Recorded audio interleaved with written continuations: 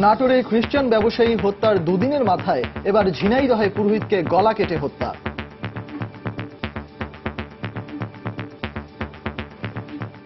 আমার বাবার কোনো শত্রুতা নেই, আমি জানা মতে আমার কোনো শত্রুতা নেই, অথচ আমার বাবা খুন হয়ে গেল। পূজা পার্বণ করে কোথাও তাকে কেউ খারাপ বলতে পারে না। ধারালো অস্ত্র দিয়ে কুপিয়ে এবং গলায় জবাই করে হত্যা করেছে বলে আমরা জানতে পারি। চট্টগ্রামে বিলবোর্ড উচ্ছেদের নামে অধিকাংশ সিসিটিভি ক্যামেরা অপসারণ করায় মৃত হত্যা তদন্তে অগ্রগতি নেই। 139টা ক্যামেরা লাগিয়েছিলাম, এখন কার্যকর আছে মূলত 13টা মাত্র। এর অন্যতম কারণ বিলবোর্ড উচ্ছেদের সময় অনেকগুলো ডিসকানেক্ট হয়ে গেছে। তো ডিবির দাবি যুদ্ধ অপরাধীদের বিচার বন্ধ ও সরকারকে বিব্রত করতেই এসব অপতৎপরতা। সরকার ব্যর্থ, এইটা প্রমাণ করার জন্যই সন্ত্রাসবাদকে যেভাবেই সংজ্ঞায়িত করা হোক, এটার আলটিমেট গোল কিন্তু পলিটিক্যাল গোলটা অ্যাটেন্ড করা। দেখছিলেন প্রধান শিরোনাম, সন্ধ্যার সময়ের সঙ্গে আছি আমি জাফর সাদিক এবং আমি সজল মিত্র। এবার অন্যান্য শীর্ষ সংবাদ।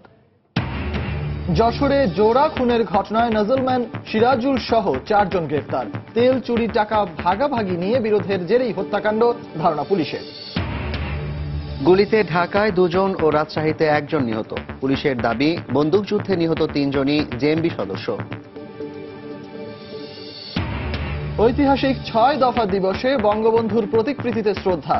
স্বাধীনতার রূপকারের সেই আন্দোলনের স্বপ্ন বাস্তবায়নের অঙ্গীকার। রমজানের প্রথম দিনে রাজধানীতে ইফতারের বাজার জমজমাট। মানসম্মত খাবার নিশ্চিতে মাস জুড়েই চলবে সিটি কর্পোরেশনের মনিটরিং।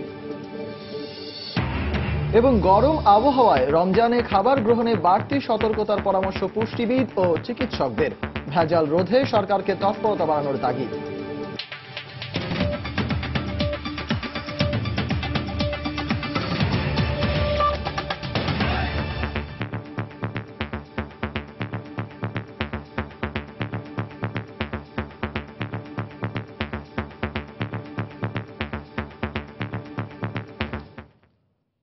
রমজান শুরুর প্রথম দিন রাজধানীর ঐতিহ্যবাহী চকবাজার সহ বিভিন্ন স্থানে জমে ওঠে ইফতার বাজার।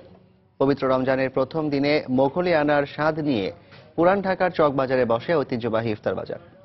বিকেল থেকে ঐতিহ্যবাহী সব খাবারের আইটেমের সমাহার নিয়ে বসেন বিক্রেতারা। দুপুর গড়িয়ে বিকেল হতেই পুরান ঢাকার এই ইফতার বাজারে ইফতার কিনতে ভিড় করেন ক্রেতারাও। ইফতারের সাধারণ আইটেমের পাশাপাশি বিভিন্ন ধরনের কাবাব, রোল, দই ও বড়া, হালিম, মাঠা, লাবাং, ফালুদা সহ 100 রকমের আইটেমে ঠাসা ছিল ইফতার বাজার।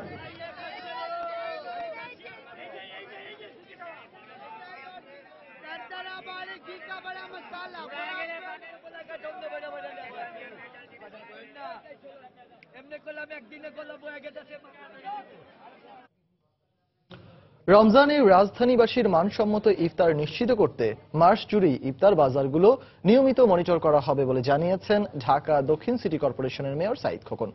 প্রথম রমজানেই রাজধানীর ঐতিহ্যবাহী পুরান ঢাকার চকবাজারের ইফতার বাজার পরিদর্শনে যান মেয়র।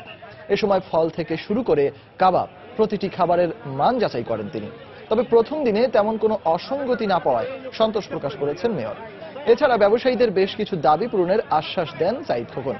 নগরবাসীকে স্বাস্থ্যসম্মত খাবার নিশ্চিত করতে কোনো ছাড় দেয়া হবে না বলেও জানান তিনি।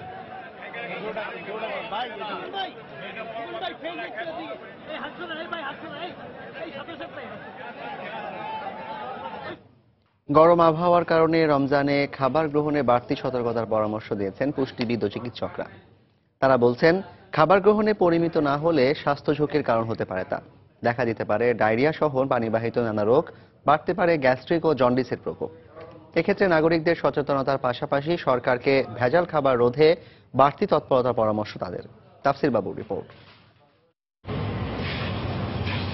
কখনো কাঠফাটা রোদ তো পরক্ষণেই ঝমঝম বৃষ্টি, তবে ভ্যাপসা গরমের হাত থেকে রেহাই মিলছে না খুব একটা। এর মধ্যেই শুরু হলো মুসলমানদের আত্মার পরিশুদ্ধি অর্জনের মাস রমজান। পুষ্টিবিদ ও চিকিৎসকরা বলছেন, রমজানে এমনিতেই খাওয়ার সময়সূচিতে আসে পরিবর্তন, আসে বৈচিত্র্য। এর সঙ্গে গরম আবহাওয়া যোগ হওয়ায় বাড়তি সতর্কতা অবলম্বন করতে হবে রোজাদারদের। এই তাপমাত্রার মধ্যে কিন্তু আমাদের অনেক ধরনের রোগের জীবাণু যেগুলো সেগুলো মাল্টিপ্লাই খুব তাড়াতাড়ি করে যায়। ডায়রিয়া, পেট খারাপ, এগুলো খুব বেশি দেখা দিতে পারে। তাছাড়া যে সমস্ত পানিবাহিত ভাইরাস জন্ডিসের কারণ, যেমন হেপাটাইটিস এ এবং ই ভাইরাস, এগুলো একটু বেশি আকারে দেখা দিতে পারে। যথাসম্ভব আমাদেরকে গরম খাবারটা, ফ্রেশ খাবারটাই কিন্তু আমাদেরকে খেতে হবে। আর ঘরে তৈরি খাবার যদি আমরা খেতে পারি সেটা সবচেয়ে ভালো। তাদের পরামর্শ, খাবারে খুব বেশি বৈচিত্র্য না এনে টাটকা এবং স্বাভাবিক খাবার গ্রহণ করতে হবে।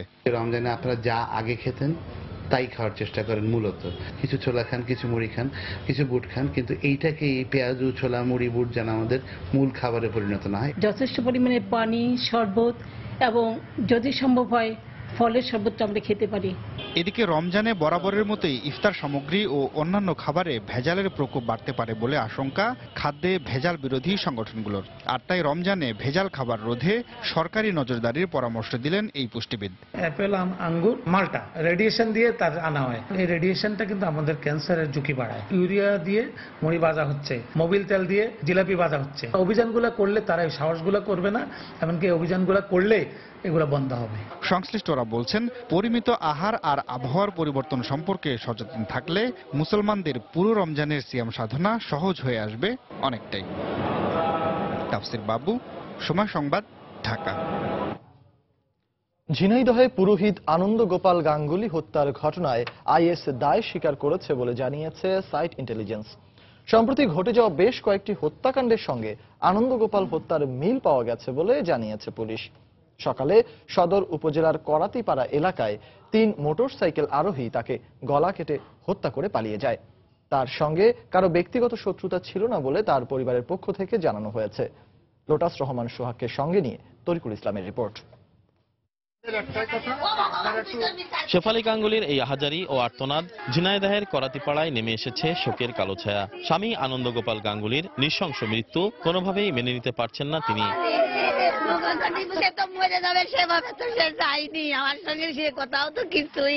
সকালে পূজা অর্চনা শেষে নলডাঙ্গা পূজা মন্দিরে যাওয়ার উদ্দেশ্যে সাইকেল যোগে রওনা হন আনন্দ গোপাল গাঙ্গুলি। পথিমধ্যে ঘাতকরা তাকে নৃশংসভাবে হত্যা করে পালিয়ে যায়। মাঠে ছিলাম, মাঠ থেকে এসে বলছি যে এরকম আমার বাবার কোনো শত্রুতা নেই, আমি জানা মতে আমার কোনো শত্রুতা নেই, অথচ আমার বাবা খুন হয়ে গেল। এলাকায় তিনি ঘোরাফেরা করে বা নলডাঙ্গা কালীগঞ্জ পূজা পার্বণ করে, কোথাও তাকে কেউ খারাপ বলতে পারে না। ভালো লোক ছিলেন তিনি, পুজো করেই খান, আর ওই মাঠে একটু জমি জাতি আসে চাষাবাদ করে। বিচার চাই, যদি ধরেন এইভাবে লোক মারা যায় তাহলে আমরা বাঁচবো না। ঝিনাইদহের অতিরিক্ত পুলিশ সুপার জানান, একটি কালো মোটরসাইকেলে 3 জন হেলমেট পরিহিত ব্যক্তি আনন্দ গোপালকে অনুসরণ করছিল। হত্যাকাণ্ডের পর তারা ওই পথ দিয়েই চলে যায়। নিহতের আত্মীয়স্বজনদের সাথে কথা বলে তাদের পারিপার্শ্বিক কোনো শত্রুতা নেই বলেই পাওয়া যায়। তবে ঝিনাইদহ জেলায় সহ অন্যান্য জায়গায় যে সমস্ত হত্যাকাণ্ড সংঘটিত হয়েছে, এই সিমটমের সাথে অন্যান্য হত্যাকাণ্ডেরও মিল রয়েছে এবং আঘাতের চিহ্নের মিল পেয়েছি আমরা।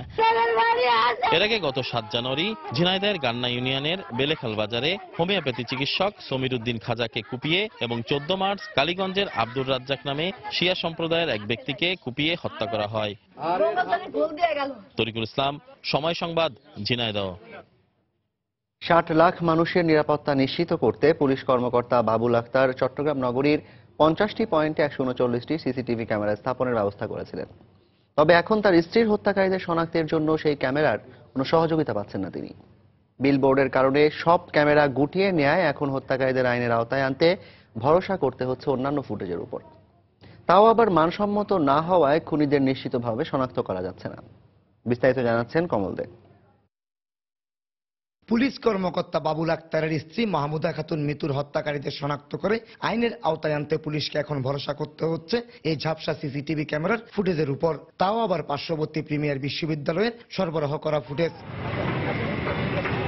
অথচ গত 1.5 বছর আগে নগরবাসী নিরাপত্তা নিশ্চিত করতে সিএমপির গোয়েন্দা শাখার কর্মকর্তা বাবুল আক্তার নগরীর প্রতিটি গুরুত্বপূর্ণ মোড় এবং স্থাপনায় অন্তত 139টি ক্যামেরা লাগিয়েছিলেন। কিন্তু নানা সমস্যার কারণে অধিকাংশ ক্যামেরা অচল থাকায় পুলিশের নিজস্ব ক্যামেরার কোনো ছবি পাওয়া যাচ্ছে না। সেই জায়গাগুলো যে ক্যামেরাগুলো থাকার কথা ছিল সেটা লাগানো হয়েছে কিনা বা লাগানো হলে সেগুলো সচল আছে কিনা সেই দেখভাল করার দায়িত্বটুকু কার? বাবুল আক্তার তার জীবনের ঝুঁকি নিয়ে নিরাপদ জীবন যাপনে সহযোগিতা করার জন্য তার এত কর্মযোগ্য চালিয়েছেন, আজকে তার স্ত্রী দুর্ভাগ্যক্রমে তার সমস্ত অবদান থেকে সে বঞ্চিত হয়েছে। গুরুত্বপূর্ণ স্থান হিসেবে নগরীর জিইসি মোড়ে 4টি এবং প্রবর্তক মোড়ে 4টি সহ মোট 8টি সিসিটিভি ক্যামেরা লাগানো হয়েছিল, কিন্তু ক্যামেরাগুলো সচল থাকলে সহজে হত্যাকারীদের শনাক্ত করা যেত বলে মনে করছেন ক্যামেরা স্থাপনের সাথে সংযুক্ত কেবল নেটওয়ার্কের এই কর্মকর্তা। অপরাধীরা যেভাবে প্রবর্তকের মোড় দিয়ে চলে গেছে, যেটা দেখা গেছে, সেটা জিসির মোড় থেকেও যেভাবে দেখা যেত, একইভাবে প্রবর্তকমুখী যেভাবে তারা চলে যাচ্ছিল, সেটা আমার মনে হয় যে সিসি ক্যামেরাগুলি থাকলে দেখতে সুবিধা হতো। মূলত বিলবোর্ড উচ্ছেদের কারণে অধিকাংশ ক্যামেরা নামিয়ে ফেলা হয়, কিন্তু 3 মাস পেরিয়ে গেল ক্যামেরাগুলো আর লাগানো হয়নি, যে কারণে পুলিশকেই সমস্যায় পড়তে হচ্ছে। আমরা মোট 139টা ক্যামেরা লাগিয়েছিলাম, এখন কার্যকর আছে মূলত 13টা মাত্র। এর অন্যতম কারণ বিলবোর্ড উচ্ছেদের সময় অনেকগুলো ডিসকানেক্ট হয়ে গেছে, তো ওইগুলো আমরা এখন নতুন করে আবার সংযোগ দিয়ে সচল করবার জন্য প্রক্রিয়া নিয়েছি। রোববার ভোরে জিইসি মোড়ে ছুরিকাঘাত এবং গুলি করে দুর্বৃত্তরা পুলিশ কর্মকর্তা বাবুল আক্তারের স্ত্রী মিতুকে হত্যা করে। সন্ত্রাস ও জঙ্গিবাদ বিরোধী অভিযানে গুরুত্বপূর্ণ ভূমিকা রাখায় বাবুল আক্তারের স্ত্রীকে হত্যা করা হয়েছে বলে ধারণা করছে পুলিশ। কমল দে, সময় সংবাদ, চট্টগ্রাম। চট্টগ্রামে পুলিশ কর্মকর্তা বাবুল আক্তারের স্ত্রী মাহমুদা আক্তার মিতু হত্যাকাণ্ডে মোটরসাইকেলের পাশাপাশি একটি কালো মাইক্রোবাসও ব্যবহার করা হয়েছে বলে ধারণা করছে পুলিশ। নিহতের মোবাইলে আসা খুদে বার্তার ব্যাপারে খতিয়ে দেখা হচ্ছে বলে জানিয়েছেন সিএমপি কমিশনার মোহাম্মদ ইকবাল বাহার। সকালে নিজ কার্যালয়ে প্রেস ব্রিফিংয়ে একথা জানান তিনি। উনি যে সময় যান ওই দিন আগে বেরিয়েছেন, ওনার মোবাইলে কোনো মেসেজ এসেছে, এই সবগুলো অবশ্যই তদন্তের বিষয় এবং সেইগুলো বিশ্লেষণ করেই আমাদেরকে সিদ্ধান্ত নিতে হবে। মোটরসাইকেলে এরা জঙ্গিরা যখন কোনো অপারেশন করে তখন ব্যাকআপ একটি ফোর্স থাকে, তো এটি ব্যাকআপ ফোর্স হতে পারে। সেই জায়গাটা বিশ্লেষণ করে যখন আমরা নিশ্চিত হব যে কারা করেছে, তখনই শুধু বলা যাবে যে হ্যাঁ XYZ আমাকে করেছে। এর আগে পর্যন্ত স্পেসিফিক কারো বিষয়ে সুস্পষ্টভাবে বলবার তো আসলে সুযোগ নেই। সকালে রাজধানীতে গোয়েন্দা পুলিশ কার্যালয়ে এক ব্রিফিংয়ে ডিএমপির যুগ্ম কমিশনার মনিরুল ইসলাম বলেছেন, যুদ্ধাপরাধীদের বিচার বন্ধ করতে এবং সরকারকে বিব্রত করতেই দেশি ও আন্তর্জাতিক জঙ্গি চক্র কাজ করছে। তিনি সাম্প্রতিক হত্যাকাণ্ডগুলো একই সূত্রে গাঁথা বলেও মন্তব্য করেন।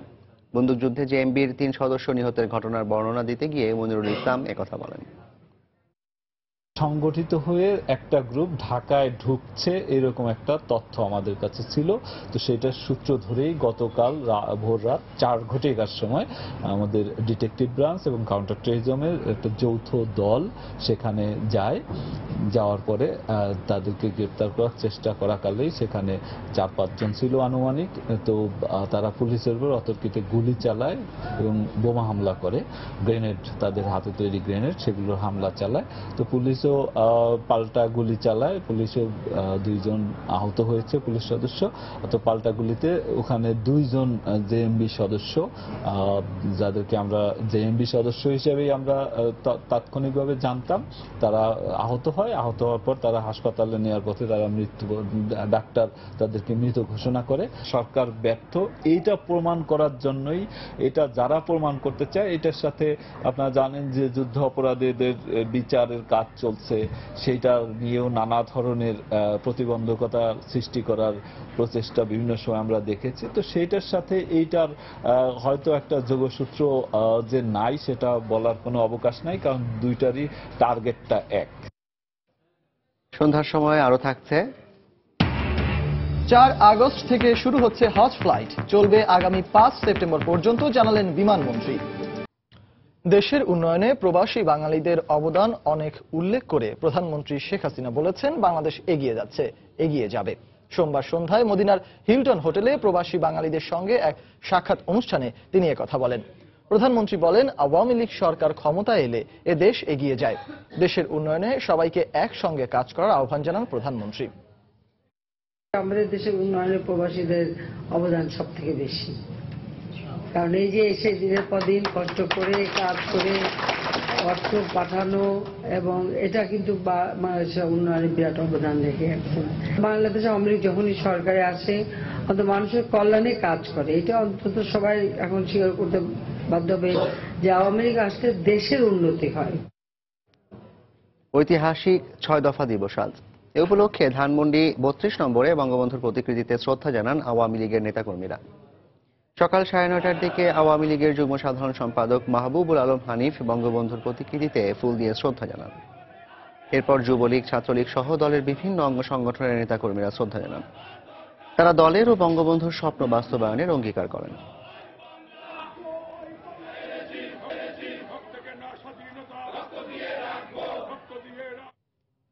বঙ্গবন্ধুর আদর্শে জঙ্গিবাদের চ্যালেঞ্জ জিতেই ঐক্যবদ্ধভাবে আগামীর বাংলাদেশ গড়তে নেতা কর্মীদের প্রতি আহ্বান জানিয়েছেন আওয়ামী লীগ নেতারা। তারা বলেন, দেশকে যারা অস্থিতিশীল করতে চায় তাদের যে কোনো মূল্যে প্রতিহত করতে হবে। বিকেলে রাজধানীর মহানগর নাট্যমঞ্চে ঐতিহাসিক 6 দফা উপলক্ষে আয়োজিত আলোচনা সভায় এসব কথা বলেন নেতৃবৃন্দ।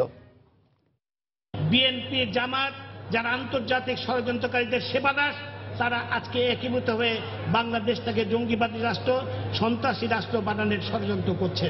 আজকে যে সন্ত্রাসী হত্যা চলছে, বারবার যে জঙ্গিবাদী হত্যা চলছে, এর পেছনে কারা, তাদের বিরুদ্ধে আজকে আমাদের প্রতিরোধ নেওয়ার শপথ নিতে হবে। বেগম খালেদা জিয়া, আপনি রাজনীতি করার পরিবেশে যে ধোঁয়া তুলছেন, সেই ধোঁয়া তুলেই কি এই সমস্ত হত্যাকাণ্ডের পিছনে আপনারা মদত দিচ্ছেন?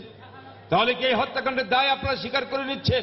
সরকার আপনাদের হয়তো সেই সুযোগ দিচ্ছে না, যেভাবে ধ্বংসযোগ্য করার সুযোগ চেয়েছিলেন সেই সুযোগ পাচ্ছেন না বলে আপনারা গুপ্ত হত্যার পথ বেছে নিয়েছেন। যে জঙ্গিবাদ আজকে বাংলাদেশকে সেই চ্যালেঞ্জ করতে চায়, যে চ্যালেঞ্জে তারা হারবে, আমরা জিতব শেখ হাসিনার নেতৃত্বে, এটাই নিশ্চিত, এবং বিজয় আমাদের হবেই হবে জঙ্গিবাদের বিরুদ্ধে। আমাদের অধিকারের জন্য এই পাকিস্তান রাষ্ট্রটাকে বিলুপ্ত করার প্রয়োজন ছিল। এমন কোনো বাংলাদেশের শহর নাই যেখানে এই 6 দফার দাবির কারণে বঙ্গবন্ধুকে গ্রেপ্তার করা হয় নাই। এবং প্রতিটা জেলায় যেখানে বক্তৃতা দিচ্ছেন, পরের দিনে যে জেলায় গেছেন সেখানে তাকে গ্রেপ্তার করা হয়েছে। বঙ্গবন্ধু জানতেন যে তার জীবন কঠিন অবস্থায়, কিন্তু তিনি ক্ষান্ত হন নাই।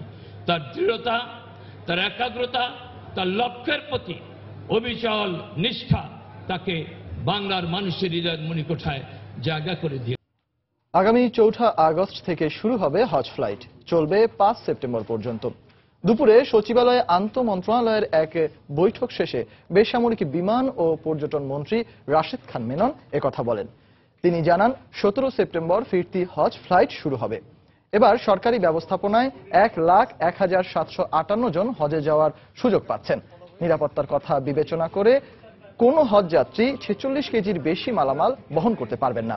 এছাড়াও এবার প্রথমবারের মতো বায়োমেট্রিক পদ্ধতিতে সৌদিতে সিম সংগ্রহ করতে হবে হজ যাত্রীদের। বাংলাদেশ এয়ারলাইন্স এবং সৌদি এয়ারলাইন্স যৌথভাবে হজ যাত্রী বহন করবেন।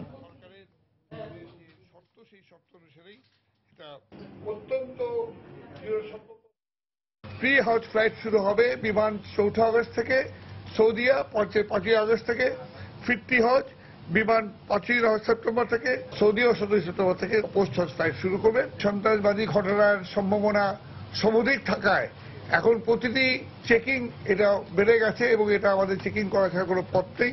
সুতরাং লাগেজের ব্যাপারে আমাদেরকে সতর্ক থাকতে হবে। আমরা সকল হজ যাত্রীকে অনুরোধ জানাবো যে তারা যেন বাড়তি কোনো লাগেজ সেখান থেকে ফেরত নিয়ে না আসেন।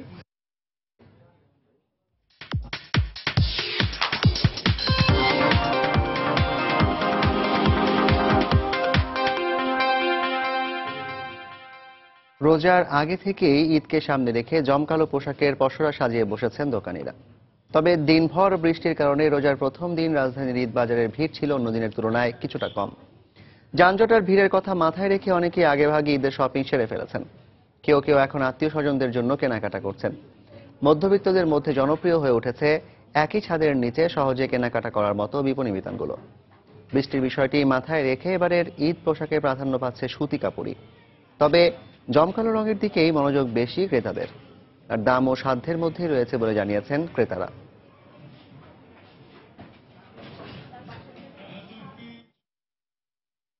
একটা পাঞ্জাবি কিনলাম, আম্মুর জন্য 3 পিস কিনলাম, ভাগ্নির জন্য জুতা কিনবো, দেখতেছি কিছু যেগুলা গজ কাপড় দিয়ে নিজে ডিজাইন করে যেগুলো বানিয়েছি এগুলো অলমোস্ট বানানো শেষ, কারণ টেইলারের কাছে অনেক ভিড় থাকে।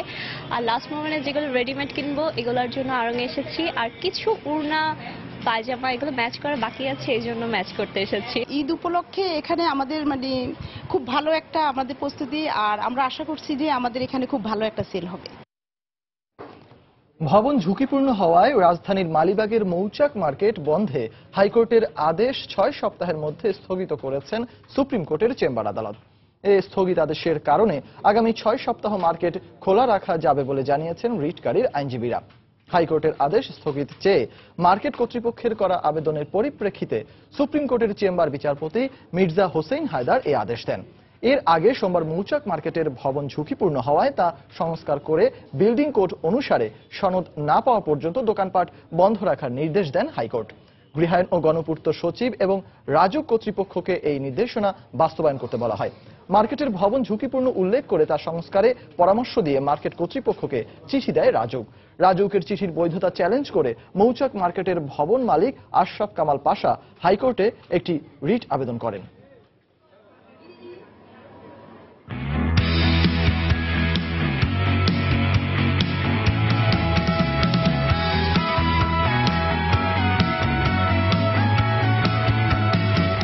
ত্রিদেশীয় ক্রিকেট টুর্নামেন্টের খবর।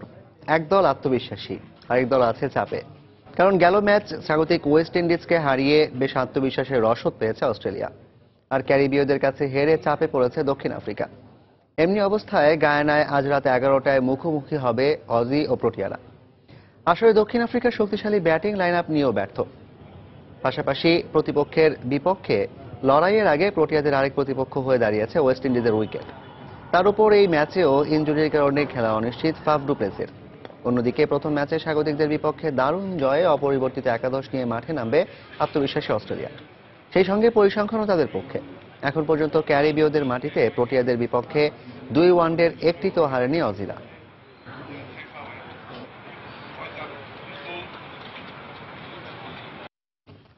মানসম্মত ওষুধ উৎপাদনে ব্যর্থ হওয়ায় 20টি ওষুধ কোম্পানির উৎপাদন বন্ধের নির্দেশ দিয়েছেন হাইকোর্ট। একই সঙ্গে 14টি ওষুধ কোম্পানি অ্যান্টিবায়োটিক উৎপাদন বন্ধের নির্দেশ দিয়েছেন আদালত। আগামী 7 দিনের মধ্যে আদালতের এই আদেশ বাস্তবায়ন করে স্বাস্থ্য সচিব, স্বাস্থ্য অধিদপ্তরের মহাপরিচালক এবং ওষুধ প্রশাসন পরিদপ্তরের পরিচালককে আদালতে প্রতিবেদন দাখিল করতে বলা হয়েছে।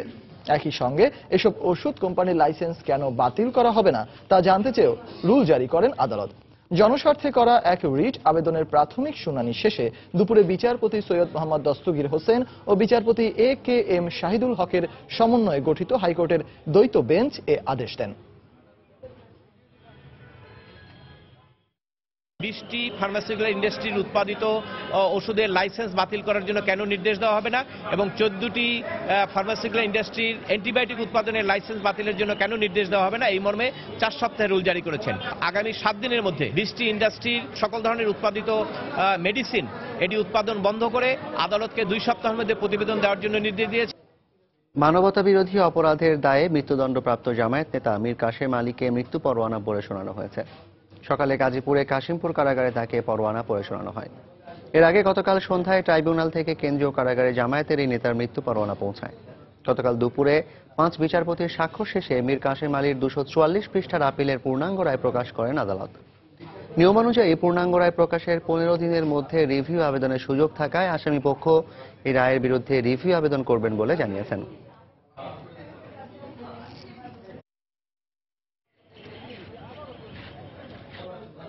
বিএনপি চেয়ারপারসন বেগম খালেদা জিয়ার বিরুদ্ধে দুদকের করা নাইকো কয়লা খনি দুর্নীতি মামলার অভিযোগ গঠনের শুনানি পিছিয়েছে। আগামী 12 জুন পরবর্তী দিন ধার্য করেছেন আদালত। সকালে ঢাকার 9 নম্বর বিশেষ জজ মোহাম্মদ আমিনুল ইসলাম মিয়া খালেদা জিয়ার সময় আবেদনের পরিপ্রেক্ষিতে এ দিন ধার্য করেন। আজ মামলাটির অভিযোগ গঠনের দিন ধার্য ছিল। বেগম জিয়া মামলাটি বাতিলের জন্য 2008 সালে হাইকোর্টে রিট আবেদন করলে তা 2015 সালের 18 জুলাই খারিজ করে দেন আদালত। পরে বেগম খালেদা জিয়া রায় পুনর্বিবেচনার আবেদন করায় তা বিচারাধীন রয়েছে। সন্ধ্যার সময় আরো থাকছে। মার্কিন প্রেসিডেন্ট নির্বাচনে প্রথম নারী প্রার্থী হিসাবে মনোনয়ন নিশ্চিত করলেন হিলারি। শেষ পর্যন্ত লড়ে যাওয়ার ঘোষণা স্যান্ডার্সের। রাজধানীর কালশী এলাকায় গোয়েন্দা পুলিশের সঙ্গে কথিত বন্দুকযুদ্ধে 2 জন নিহত হয়েছেন। পুলিশের দাবি এরা জেএমবি সদস্য। পুলিশ জানায় দেশের বিভিন্ন এলাকা থেকে জঙ্গিদের একটি দল ঢাকায় আসছে এমন খবরের ভিত্তিতে সোমবার রাতে কালশী এলাকায় অভিযান চালায় গোয়েন্দা পুলিশ। এ সময় 4-5 জন অস্ত্রধারী পুলিশকে লক্ষ্য করে গুলি ছোড়ে। পরে পুলিশ পাল্টা গুলি চালালে ঘটনাস্থলেই 2 জন মারা যায়। পুলিশ বলছে এদের একজনের নাম তারেক হোসেন মিলু, অপরজন সুলতান মাহমুদ। পরে পল্লবী থানা পুলিশ লাশ দুটি উদ্ধার করে ঢাকা মেডিকেল কলেজ হাসপাতালের মর্গে পাঠায়।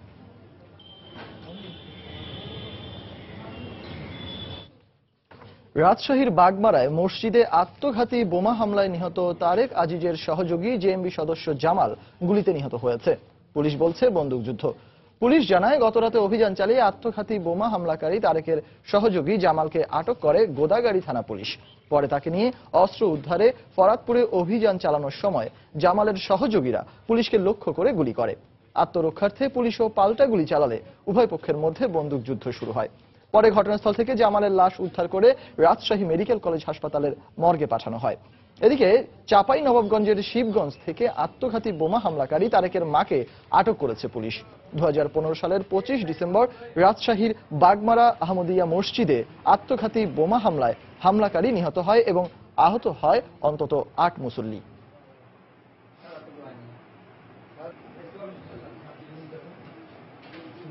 তেল চুরির টাকা ভাগাভাগি নিয়ে বিরোধের জের ধরে যশোরে পেট্রোল পাম্পে জোড়া খুনের ঘটনা ঘটেছে বলে জানিয়েছে পুলিশ। পলাতক নজলম্যান সিরাজুল সহ 4 জনকে গ্রেফতারের পর সাংবাদিকদের এই তথ্য জানান জেলার পুলিশ সুপার আনিসুর রহমান। তিনি জানান, ম্যানেজারের সঙ্গে বিরোধ থাকলেও কলেজ ছাত্র অপুকে হত্যার টার্গেট ছিল না গ্রেফতারকৃতদের। এর আগে ভোর রাতে সাতক্ষীরার কলারোয়া উপজেলার হিজলদি এলাকায় অভিযান চালিয়ে প্রধান সন্দেহভাজন সিরাজকে আটক করে পুলিশ। পরে তার দেয়া তথ্য মতে সকালে যশোরের বিভিন্ন স্থান থেকে 3 সহযোগী ইকবাল, নাসির ও নয়নকে আটক করা হয়। প্রাথমিক জিজ্ঞাসাবাদ শেষে আটককৃত 4 জনকে মামলায় গ্রেফতার দেখানো হয়। গতকাল যশোরের বাঘারপাড়া উপজেলার চারাভিটা এলাকার আব্দুল বাড়ি ফিলিং স্টেশনের একটি কক্ষ থেকে ম্যানেজার ওবায়দুর রহমান ও কলেজ শিক্ষার্থী অপুর লাশ উদ্ধার করা হয়।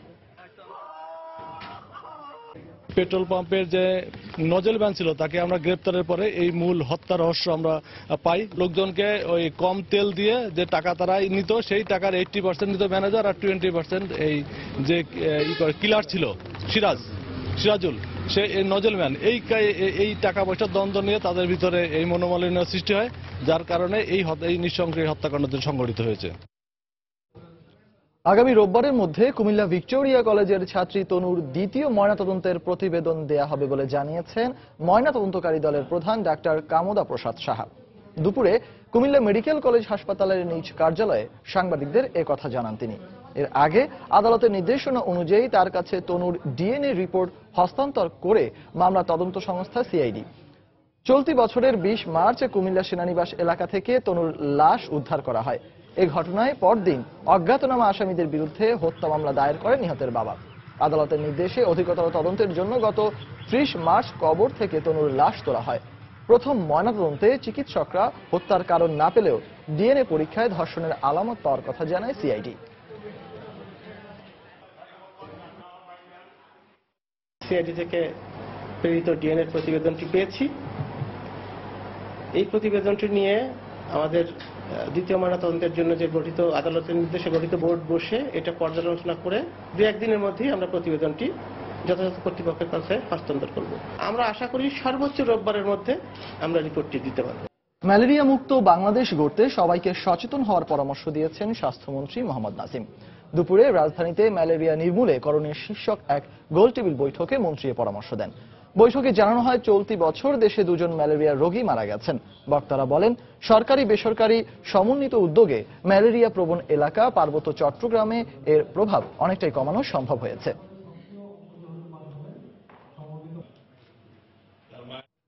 সরকার তার নিজের কর্মকর্তাদের নিজেদের মধ্যে নিরাপদ যোগাযোগের জন্য একটি বিশেষ কমিউনিকেশনস অ্যাপ তৈরি করেছে বলে জানিয়েছেন তথ্য ও যোগাযোগ প্রযুক্তি প্রতিমন্ত্রী জুনায়েদ আহমেদ পলক। বিকেলে রাজধানীর একটি হোটেলে ইনফো সরকার প্রকল্পের সমাপনী অনুষ্ঠানে তিনি কথা বলেন। ইনফো সরকার প্রকল্পের আওতায় দেশের 18,130টি সরকারি অফিসকে কানেক্টিভিটির আওতায় আনা হয়েছে বলে অনুষ্ঠানে জানানো হয়। এছাড়াও দেশব্যাপী 800টি ভিডিও কনফারেন্স সিস্টেম স্থাপন ও প্রায় 25,000 সরকারি কর্মকর্তার মাঝে ট্যাবলেট কম্পিউটার বিতরণ করা হয়েছে বলেও জানানো হয়। এই প্রকল্পের আওতায় সরকার 487টি উপজেলা কর্মকর্তার অফিসে সোলার প্যানেল স্থাপন, 2টি নিজস্ব অ্যাপস তৈরি সহ 254টি এগ্রিকালচার সেন্টারও স্থাপন করেছে। প্রকল্পটি বাস্তবায়ন হওয়ায় সরকারি দপ্তরগুলোতে দ্রুত আন্তঃযোগাযোগ সম্ভব হবে। 14 লাখ কর্মকর্তা কর্মচারীদের জন্য আমরা একটা নতুন কমিউনিকেশন অ্যাপ্লিকেশন আমরা ডেভেলপ করছি, এবং যেই কমিউনিকেশন অ্যাপ আমরা ভাইবার বা হোয়াটসঅ্যাপের থেকেও বেশি কার্যকর, বেশি নিরাপদ এবং বেশি দ্রুত যেন তাদের মধ্যে লেনদেন করতে পারে, বিভিন্ন ফাইল আদান প্রদান, ভিডিও কনফারেন্সিং, ভয়েস কল সবকিছু হবে বিনামূল্যে আমাদের গভর্নমেন্ট অফিসারদের মধ্যে, এবং একটা সিকিউর একটা নেটওয়ার্ক আমরা গড়ে তুলব। দেশের বাইরের খবর। যুক্তরাষ্ট্রের প্রেসিডেন্ট নির্বাচনে প্রথম নারী প্রার্থী হিসেবে মনোনয়ন নিশ্চিত করেছেন ডেমোক্র্যাট দলের হিলারি ক্লিন্টন। 2383 ডেলিগেটের সমর্থন পাওয়ায় মনোনয়ন নিশ্চিত হয় তার। তবে আগামী জুলাই মাসে পার্টির দলীয় সম্মেলনে সুপার ডেলিগেটের সমর্থন পাওয়ার আগে তাকে বিজয়ী মানতে নারাজ বার্নি স্যান্ডার্স। মঙ্গলবার ক্যালিফোর্নিয়া ও নিউ জার্সি সহ 6টি অঙ্গরাজ্যে দলীয় প্রাইমারি হচ্ছে।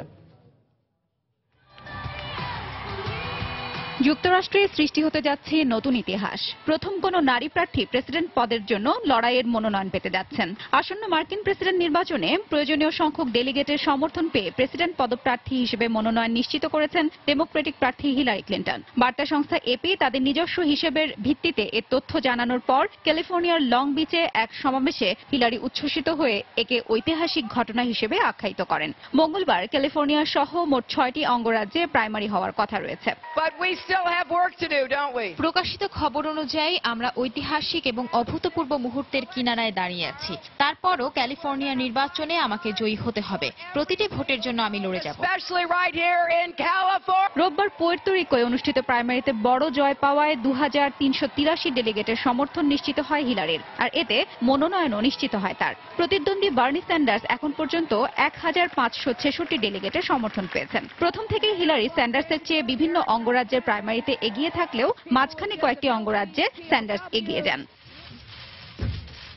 তবে স্যান্ডার্স এখনো হাল ছাড়তে চাইছেন না। জুলাই মাসে পার্টির দলীয় সম্মেলনে সুপার ডেলিগেটদের পূর্ণ সমর্থন পাওয়ার আগে হিলারিকে বিজয়ী মানতে নারাজ তিনি। মঙ্গলবার ক্যালিফোর্নিয়া ও নিউ জার্সি সহ 6টি রাজ্যের প্রাইমারি সামনে রেখে বিভিন্ন জায়গায় সমাবেশে অংশ নিয়ে তিনি জয়ের আশা ব্যক্ত করেন। হিলারির ভাগ্য সুপার ডেলিগেটদের উপর নির্ভরশীল। 25 জুলাইয়ের আগে সুপার ডেলিগেটরা ভোট দিতে পারবেন না, সুতরাং তাদেরকে হিসেবে ধরতেই হবে। তারা তাদের সমর্থন যে কাউকেই দিতে পারেন। তবে আমি ওসব ভাবছি না। আমার ভাবনা মঙ্গলবারের নির্বাচন নিয়ে। কোন সংবাদ মাধ্যমে কাকে প্রেসিডেন্ট প্রার্থী বলে মনোনয়ন দিল তাতে কিছু আসে যায় না। আপনারাই নির্ধারণ করবেন আপনাদের দেশের ভবিষ্যৎ। এদিকে লেখক, কলামিস্ট ও রেডিও উপস্থাপক স্টিফেন ল্যান্ডম্যান প্রেস টিভিকে দেয়া এক সাক্ষাৎকারে মন্তব্য করেছেন, হিলারি ক্লিন্টন যুক্তরাষ্ট্রের প্রেসিডেন্ট হলে তৃতীয় বিশ্বযুদ্ধের দিকে এগিয়ে যাবে বিশ্ব। হিলারি পররাষ্ট্রমন্ত্রীর দায়িত্ব পালনের সময় তার পররাষ্ট্র নীতির কারণে ইরাক, লিবিয়া ও সিরিয়ার বর্তমান অবস্থা বলেও মন্তব্য করেন তিনি। হাফসাতুন্নেসা, সময় সংবাদ।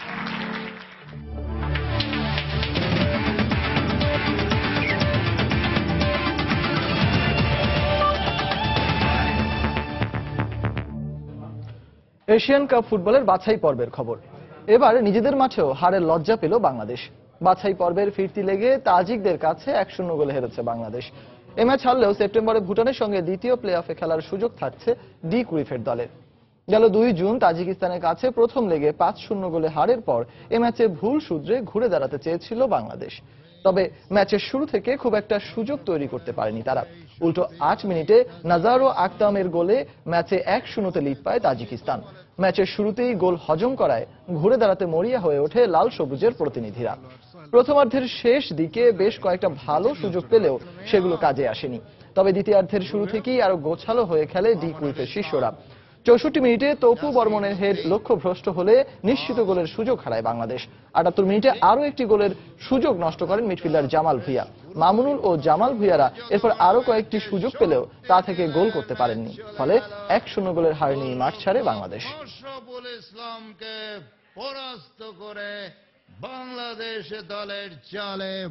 সন্ধ্যার সময় এ পর্যায়ে শীর্ষ সংবাদগুলো জানিয়ে দিচ্ছি আরেকবার। নাটোরে খ্রিস্টান ব্যবসায়ী হত্যার 2 দিনের মাথায় এবার ঝিনাইদহে পুরোহিতকে গলা কেটে হত্যা। চট্টগ্রামে পুলিশ কর্মকর্তার স্ত্রীর হত্যার ঘটনায় মোটরসাইকেলের মালিক আটক। যশোরে জোড়া খুনের ঘটনায় নজলম্যান সিরাজুল সহ 4 জন গ্রেফতার। তেল চুরির টাকা ভাগাভাগি নিয়ে বিরোধের জেরেই হত্যাকাণ্ড, ধারণা পুলিশের। গুলিতে ঢাকায় 2 জন ও রাজশাহীতে 1 জন নিহত। পুলিশের দাবি বন্দুকযুদ্ধে নিহত 3 জনই জেএমবি সদস্য। ঐতিহাসিক 6 দফা দিবসে বঙ্গবন্ধুর প্রতিকৃতিতে শ্রদ্ধা। স্বাধীনতার রূপকারের সেই আন্দোলনের স্বপ্ন বাস্তবায়নের অঙ্গীকার। এবং রমজানের প্রথম দিনই রাজধানীতে ইফতারির বাজার জমজমাট। মানসম্মত খাবার নিশ্চিতে মাস জুড়েই চলবে সিটি কর্পোরেশনের মনিটরিং। এই ছিল সন্ধ্যার সময়। যে কোনো খবর পেতে ভিজিট করুন সময়নিউজ.টিভি। আর সঙ্গে থাকুন সময়ের।